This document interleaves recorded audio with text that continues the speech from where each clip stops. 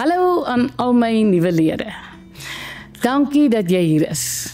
Ek is so dankbaar oor jou en vandag gesels ek met jou oor dankbaarheid.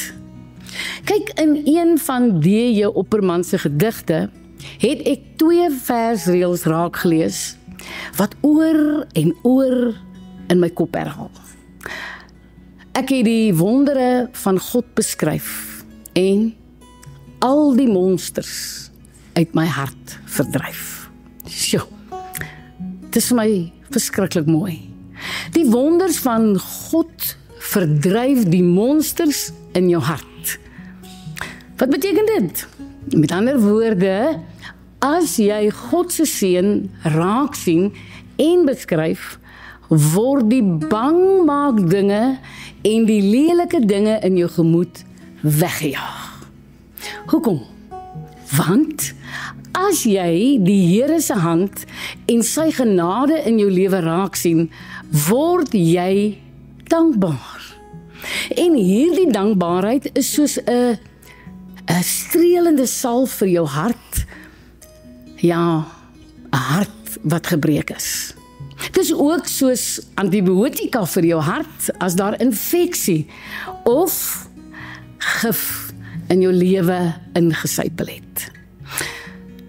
Dit gebeur mos dat 'n mens sommer deur toksiese gedagtes of negatiewe emosies oorweldig word as iets met jou gebeur wat jou seer maak of bang maak. Nou, D.J. Opperman praat van die monsters in ons hart en ek dink tog, hy bedoel hiermee gedagtes en gevoelens wat ons wegtrek van die Here af. Met ander woorde, kom ons noem dit vir wat dit is, sonde. Party kan jy maklik en vinnig herken. Ja, hulle is glad nie skaam oor hulle kloue en hulle slagtande en hulle grillerige voorkoms nie. En jy weet presies hoe sleg hierdie sonde vir jou is. En, ja, jy weet presies wat dit is. Al wil jy dit nie hardop erken of met iemand hieroor praat nie. Het is nou goed soos haat vir iemand met wie se leefstyl jy glad nie saamstem nie. Of jou al ewige behoefte om te skinder oor mense, want dan voel jy beter oor jouself. Of dis jou gedurende kritiek teen mense wat in jou opinie onnoosel is en glad nie weet wat hulle doen nie. Erken jy dit? Of dis intense jaloesie oor jou man of vrou en jy maak hulle lewe galbitter met jou wantroue en jou paranoia. Of dis jou ontploffende humeur en jou lelike vloektaal as jy ontplof. Het is natuurlik ook enige soort verslawing soos pynpille, aanlyn inkopies, soetgoed, sosiale media, pornografie, drank, ag, noem hulle maar op. Kyk, hierdie monsters sluit ook in affairs en enige ander vorm van oneerlikheid. Dis onsedelikheid en steel en ook leuns vertel. Ag man, ek voel eintlik so vrek ongemaklik om hierdie monsters so op die naam te benoem. Nou kyk, Paulus lys hulle baie beter as ek in Galasiërs 5 en in Romeine 7. Het is eintlik maar alles wat die teenoorgestelde van die vrug van die Gees is. Kan ek jou nou vra, watter monsters skuil daar in jou hart? Onthou nou, gelowiges het ook monsters in hulle harte. Die feit dat jy glo, maak nie van jou 'n sondelose engel nie. Jou kliphart het inderdaad 'n vleishart geword. Maar jou menslike hart is steeds vatbaar vir die sondes van die vlees, soos Paulus dit oor en oor in sy briewe beklemtoon. Versoekings en sonde bekruip en bespring jou steeds soos 'n brullende leeu. Dis nou maar eenmaal so in die stikkende werklikheid waarin ons bevind dat dit so sal wees, en dis hoekom ons gereeld selfondersoek moet doen. Ons moet die sonde in ons lewens met wortel en tak uitroei. En dit kan jy net doen as jy eerlik is en jouself deeglik ondersoek. Of in die idioom van D.J. Opperman, ons moet die monsters in ons harte gaan soek en hulle na die lig toe bring. Kyk, party van hulle kan ons dan maklik identifiseer. Al het ons almal verskillende monsters, is ek seker, jy kan saam met my dadelik 'n paar in jou eie hart uitwys en vir hulle somme name ook gee. Nou maar mooi so. Dis natuurlik die eerste stap, naamlik om tot besef te kom. Dis die eerste stap om by groter dankbaarheid uit te kom en so die geheim van 'n gelukkige lewe te ontdek. Maar laat ek my nou self eers regskuif. Weet jy, daar is ook monsters wat hulself goed kamoufleer en skelm in jou hart bly woon. Hulle lyk so vriendelik en aangenaam. Hulle lyk heel normaal. En jy kyk hulle gewoonlik taalmis as jy self ondersoek doen. Party van hulle het selfs al goeie vriende van jou geword. Ja, dis nou daai klein sondetjies wat ons mos maklik dink nie regtig so sleg is nie. Goed soos om stilstype te kry as iemand jou kwaad gemaak het. Jy raas nie en jy beklei nie en dis mos eintlik mooi van jou om stil jou gang te gaan. Maar intussen weet jou mense, jy is besig om hulle te straf en voel dit vir hulle dat jy soos 'n landmyn is wat natuurlik enige oomblik afgetrap gaan word. Nou wil ek vir jou sê, passiewe aggressie is net so 'n groot monster as 'n woedeuitbarsting. Maar lyk dalk vir jou nie soos 'n monster wat jy moet uitgooi nie. Nou ja, nog so 'n gekamoufleerde monster is om gedurig bekommerd te wees. Jy dink dis glad nie so erg nie, want jy leef nie in angs nie. Jy glo ook nie heeltemal die Here sal vir jou sorg nie. Maar jy glo ook 'n verantwoordelike mens moet tred hou met die nuus en enige normale mens sal dan mos bekommerd wees. Dis wat jy dink. En intussen ignoreer jy Jesus se opdrag om oor niks te bekommer nie. Of jy sê jy glo jy kan enige iets in die krag van Christus regkry, maar jy ploeter voort in jou aaklige werk, want jy is te bang om aansoek te doen by ander plekke. Nou is jy heeldag ontevrede en vies oor jou ongelukkige lewe en sien nie meer rede vir dankbaarheid nie. Al hierdie gekamoufleerde monsters skuil in ons harte, omdat ons nie regtig glo wat ons sê en glo nie. Ja, ek weet dit klink dalk skokkend, maar ek is verseker oortuig hiervan. Ons as gelowiges sê baie vinnig dat ons iets glo. Maar as dit by die doendeel kom, dan doen ons nie dit wat ons gesê het nie. En dis omdat ons nie regtig vertrou nie. Ek glo so, want ware sterk gesonde geloof is kennis en vertroue. En dit beteken dat dit jou kop en jou hart moet betrek.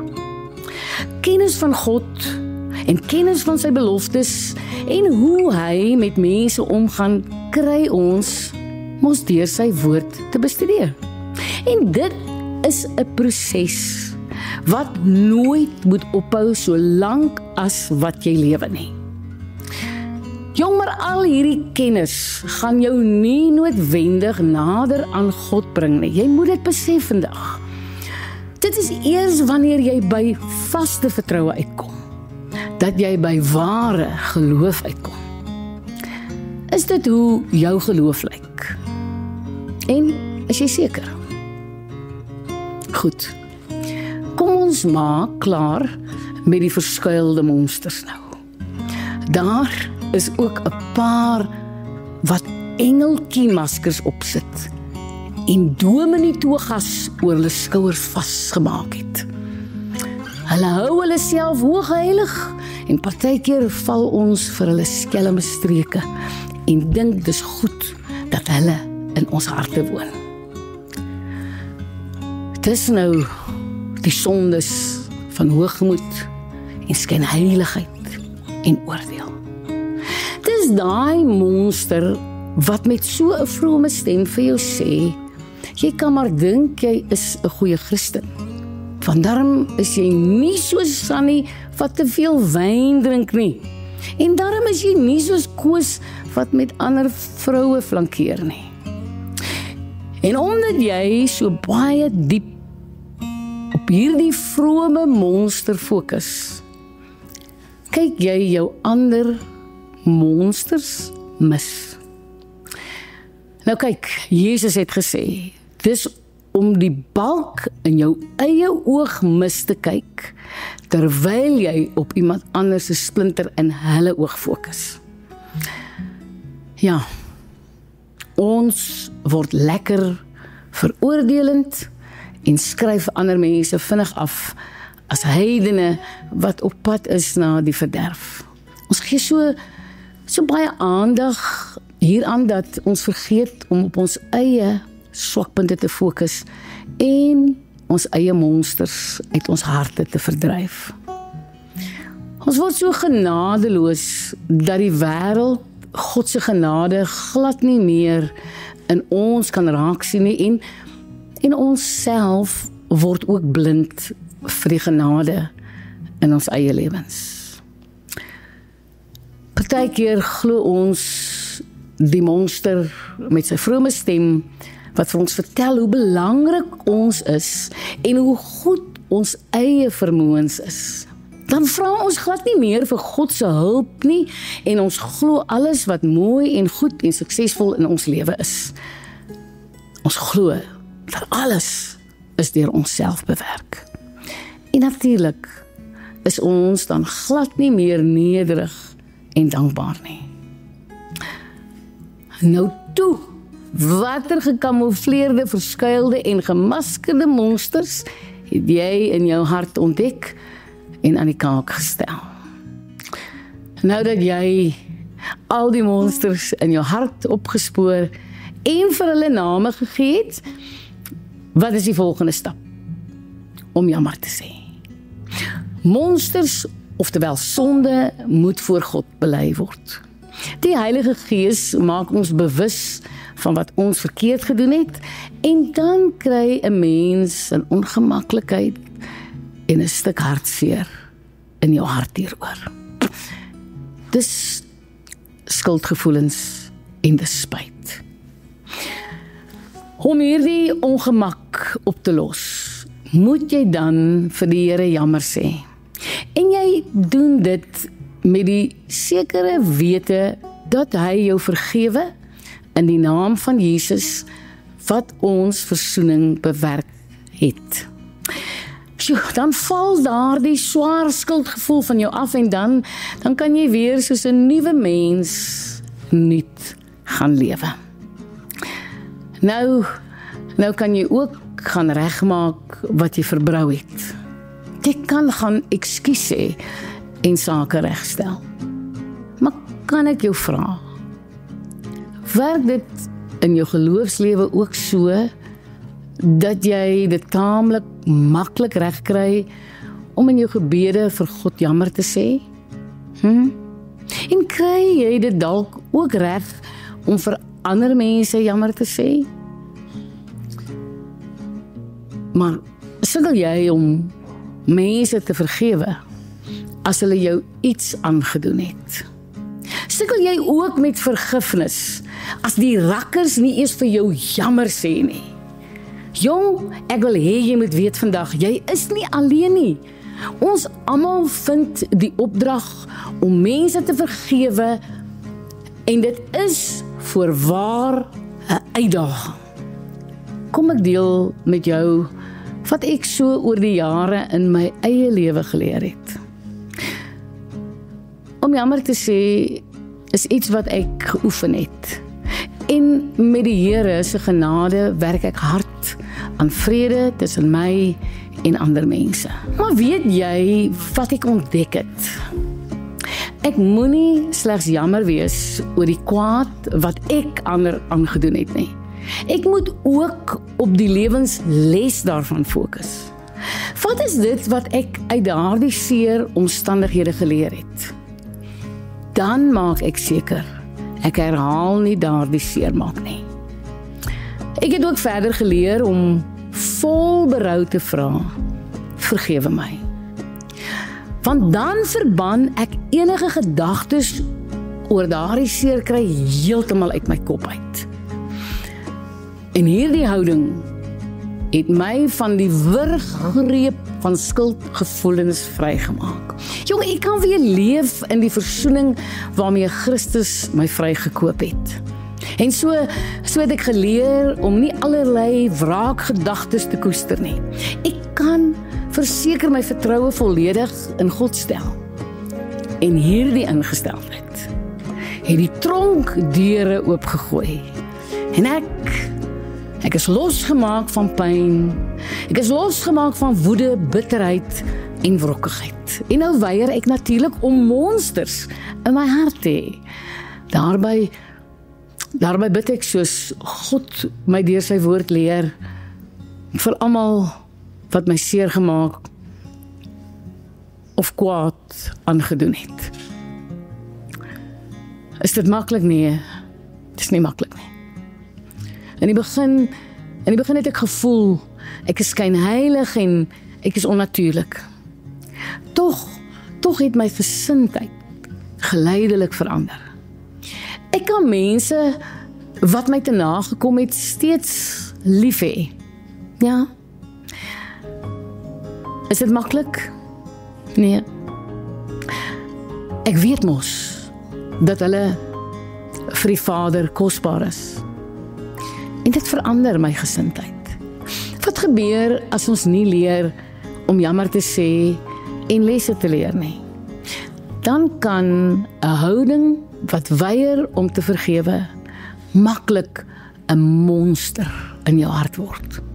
Dan word jy bitter en onvergenoegd en ook ondankbaar.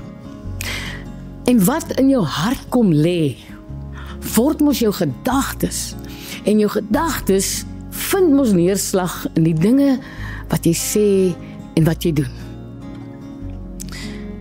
As daar monsters in jou hart is, word jy ook 'n bietjie monsteragtig. As jy weier om te vergewe en as jy bitter is, onttrek jy van mense. Nou dit kan weer maak dat jy eensaam word. En eensaamheid in ons tyd het een van die grootste redes geword waarom mense siek word na liggaam en na gees. Dis beter vir jou gees en vir die werking van die Heilige Gees in jou as jy moeite doen om jou verhoudings gesond te hou. Moenie jouself isoleer nie. Fokus op positiewe mense se impak op jou. Dit is belangrik. Sulke ervarings kan jou help om teen versoekings beskerm te word. Maar ongelukkig hou 'n mens soms vas aan die doringtak van ek wil nie vergewe nie. Jong, en dan leef jy elke dag met die pyn van daardie ervaring. Geleidelik, onbewus, bou jy mure tussen jou en ander mense. En weet jy wat so erg is dat jy ook mure bou tussen jou en mense wat eintlik vir jou lief is. Ja, jy dink jy beskerm jou teen mense wat jou seer gemaak het, maar terselfdertyd keer jy dat goeie dinge met jou gebeur. Nou ja, Lenet, hoe op aarde vergewe 'n mens ander mense as jy so baie pyn gebeurtenisse in jou lewe bymekaar gemaak het? Al daai pyn kleef later aan jou siege soos dit kleef vas soos mossels aan 'n skip se bodem. Het jy dit al gesien? Om daarvan ontslae te raak, moet jy elkeen wat jou ooit pyn aangedoen het, vryspreek. Moenie vashou aan die pynlike herinneringe van die verlede nie. Man, laat dit los. Maar onthou nou, jy sê nie wat hulle gedoen het is oukei, of vee dit net onder die mat in. Nee, verkeerd is verkeerd en onreg bly onreg. Wat jy sê is dat jy die persoon loslaat en nie meer aan hom of haar dink met haat of wraak of bitterheid in jou hart nie. Dis radikaal hoor, dis radikale aanvaarding. Maar jy doen dit sodat jou gedagtes skoon en vry kan word. Jy doen dit sodat jou hart gesond kan word, sodat jou hart sonder monsters kan wees. Mense dink verkeerdelik dat vergifnis 'n gevoelsdaad is. Dit is nie. Dit is 'n besluit wat jy met jou verstand neem. Nie omdat jy so voel nie. Jy sal nooit so voel nie. As ons slegs uit ons gevoelens leef, is ons in baie groot moeilikheid. Kom ek gee vir jou 'n voorbeeld. As jy net die belasting betaal wat jy lus is om te betaal, gaan jy groot boetes kry. As jy in die winter op werksdae onder jou warm duvet bly lê, omdat jy lus is, en dan nie werk toe gaan nie, gaan jy beslis moeilikheid kry. Want jy sien, ons het verantwoordelikhede. Ons het verantwoordelikhede waarvoor ons keuses moet maak en dinge moet doen, al is ons niks lus daarvoor nie. Dit geld ook natuurlik vir vergifnis. Het is nie 'n lekker ding om te doen nie, man, maar die resultaat is goddelik en dit is bevrydend. Om te vergewe is 'n daad van geloof. Dis iets wat jy doen omdat jy glo dat God jou deur sy Heilige Gees sal help om deur genade te kan vergewe. Moenie eens probeer om dit uit jou eie te doen nie, want jy gaan dit nie reg kry nie. Die geheim is om dit saam met God se hulp te doen. Met sy hulp kom daar dan vrede. Vrede in jou verhoudings en vrede in jou eie hart. Maar weet jy, vergifnis hou nie net ons verhoudings gesond nie, maar ook ons liggame. Ons is so geskape dat vergifnis genesing bring vir die liggaam. Hoor net bietjie wat staan in Jakobus 5 vers 16. Hoor gou. Bely julle sondes eerlik teenoor mekaar en bid vir mekaar. Hoekom? Sodat julle gesond kan word. Dit is diep nie. Ja, vergifnis is ongemaklike, harde werk en voel soms sommer net verkeerd. Maar hoe kan jy aanhou weier om iets te doen wat eintlik so goed is vir jou? Wat is die praktiese dinge wat ons moet doen om mense te wees wat die kuns van vergifnis ken? Is dit nou? Jy moet doelbewus weggroei van jou negatiewe emosies, al is dit pynlik en stadig. Beweeg in die regte rigting. In die rigting van genesing. Hoe? Jy moet jou gedagtes gevange hou. Jy moet hulle bestuur. Hoor wat staan in Efesiërs 2 vers 14. Daarom kan julle nie aanhou met lewe soos vroeër nie. Soos ou klere wat 'n mens uittrek. Moet julle die ou geaardheid op sy sit, want daardie geaardheid word rond en bont gesleep deur slegte drange en is op pad na die vernietiging toe. Julle moet 'n nuwe gesindheid en 'n nuwe manier van dink kry. Julle moet die nuwe geaardheid en die nuwe lewe julle eie maak soos nuwe klere wat 'n mens aantrek. Want God het self die nuwe lewe gemaak sodat dit soos sy eie lewe kan wees. Werklik, opreg en heilig. Met sommige mense kan jy gaan praat en dinge uitsorteer. Jy kan met die wysheid van die Heilige Gees weet of jy 'n verhouding kan herstel of dalk moet wegstap. Maar dis 'n wegstap met 'n skoon hart, sonder opgekropte woede of bitterheid. Ek wil hê jy moet altyd in gedagte hou dat ongeag jou foute van gister of vandag, jy altyd weer terug kan gaan na God toe. Jy kan weer jou ou klere uittrek en die nuus wat hy vir jou gemaak het, gaan aantrek. Hy sal nooit vir jou kwaad word of moet opgee nie. Al moet jy hoeveel keer val en opstaan. Nou, hoe sal jy weet of jy gevorder het op die pad na vergifnis? Jy weet dat jy iemand vergewe het wanneer jy daardie persoon op 'n afstand sien en jy duik nie meer weg om nie gesien te word nie. Jong, wanneer jy dit regkry om hoflik hallo te sê, dan is jy op die wenpad. Nou, as jy dit nog nie kan regkry nie, moet asseblief nie moet opgee nie. Hoekom? Want jy is besig om in 'n nuwe rigting te groei. En dit verg baie emosionele oefening en baie gebed. Ja, ons moet almal vir mekaar hieroor bid. Daar gebeur so 'n mooi ding as die monsters verdryf is en jou hart nou skoon gemaak is.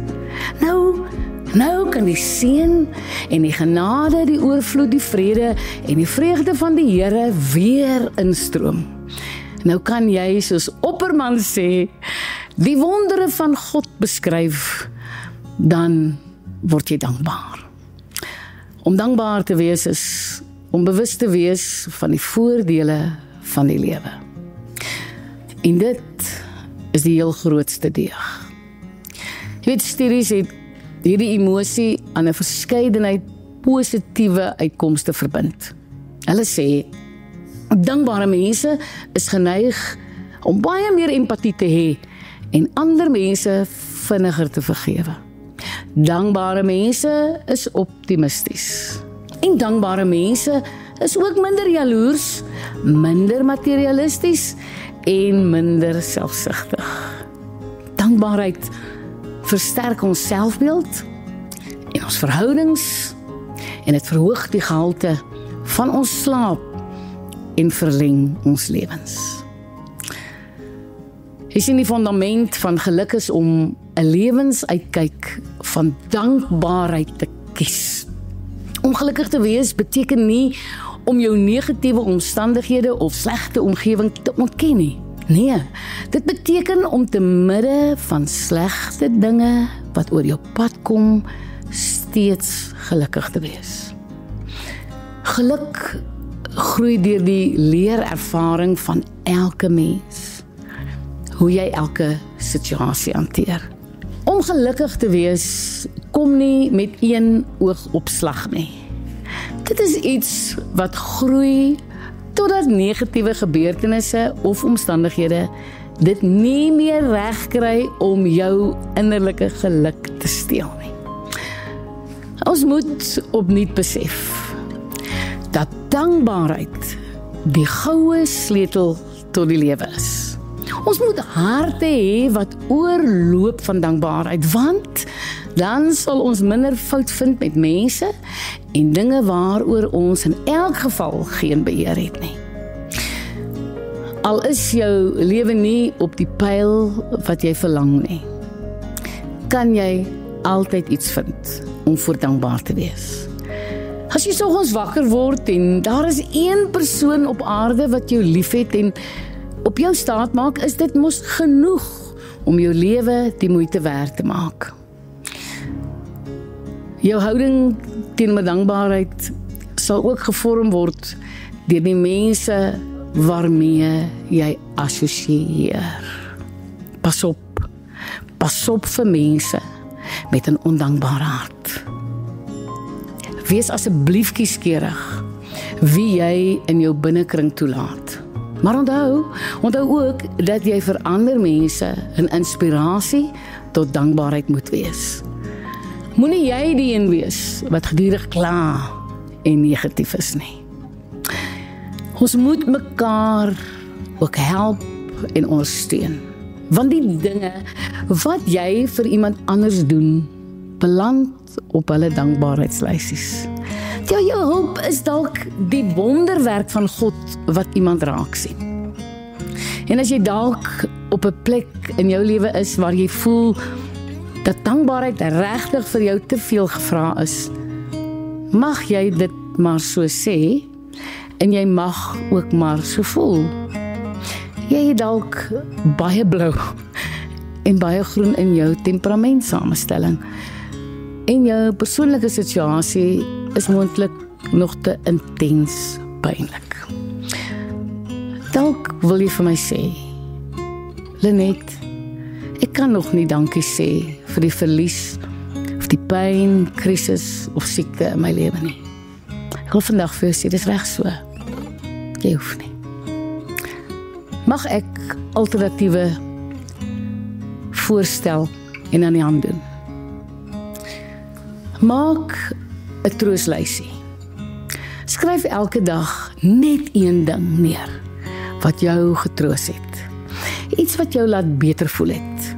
Al was dit net vir 'n paar sekondes.